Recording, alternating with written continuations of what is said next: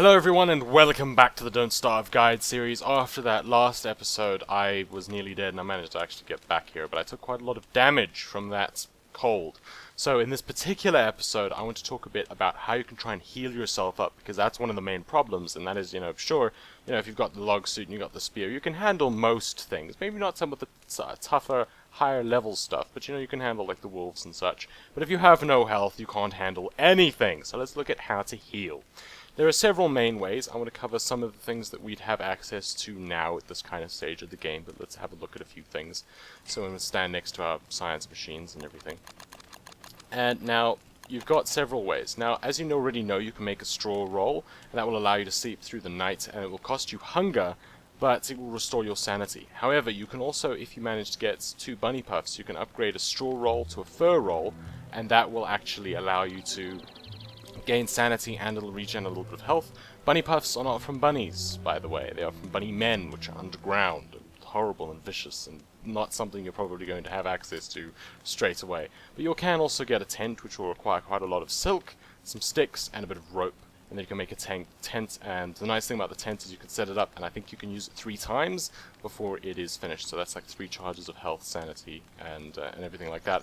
Of course, when you use those types of things, you want to make sure that you have a ton of food ready to munch on right away the second you wake up. And then you've got a couple of other things. Now, you can also use poultices.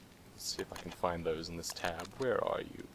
Okay, so you got the honey poultice, which will require you to have, if you've got like the bees and stuff, and you can get the honey, and then you can just use that plus, I think it's paper, and that will allow you to get the honey poultice. Yeah, it's just papyrus and a bit of honey, and then that will heal you up quite a bit. And we don't really have access to bees quite right at the now, but we do have healing salves, which will require just ashes, some rocks, and the spider glands. We killed some spiders, that's how you get the spider glands. We've got the rocks, you can get those from just picking them up or by, mining stuff. And then of course for the ashes, when you set trees on fire and then you chop those down, they turn into, it gives you charcoal.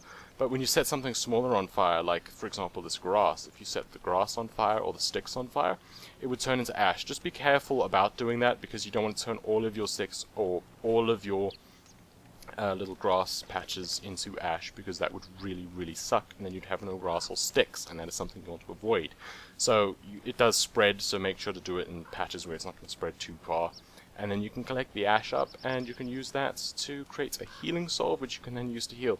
You can also use the spider gland to just heal, but I would not recommend doing that. You want to be using it to make a healing salve, because it will heal a lot more if you use it in a healing salve rather than just use the spider gland by itself. And one of the other ways is, of course, food, which is the main way, because, of course, these other ways of healing yourself up can be quite expensive.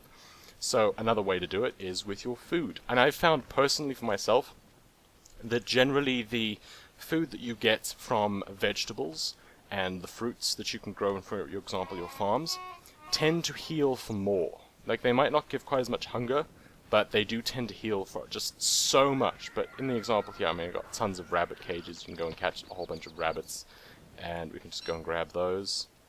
And I still haven't picked up my backpack from over by those spiders, because, yeah, those things are vicious, and I don't really want to go there right away. I'll make sure to get myself set up again, and make sure that I don't starve to death or anything.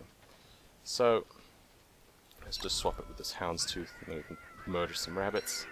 There we go, we got 4 of those, and we can pick up the houndstooth, and we can go and cook that in the crock pot. Seeds as well. If you cook the seeds just over a cooking fire, just like a fire pit or something, that will also, if you eat those, they'll regenerate a little bit of health for you.